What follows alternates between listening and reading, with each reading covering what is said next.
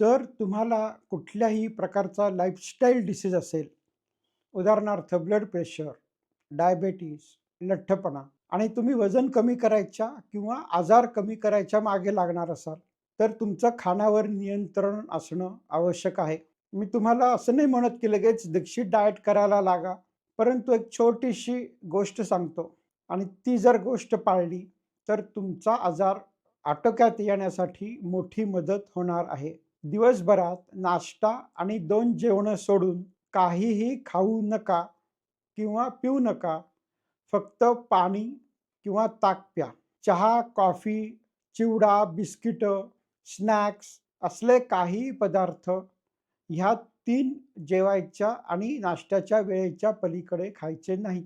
फक्त एवढा नियम पाळा आणि साधारणतः 3 महिन्यामध्ये तुम्हाला ह्याचे रिझल्ट्स व्यवस्थित दिसायला लागतील. आणि अजून एकच सांगणं, की झोपायच्या आधी 2 ते 3 तास आपलं जेवण आणि सगळं प्रकारची खाणी संपलेली असली पाहिजेत. झोपायच्या आधी 2 ते 3 तास काहीही खाऊ नका. तुमचा अनुभव काय आहे कमेंटमध्ये जरूर लिहा.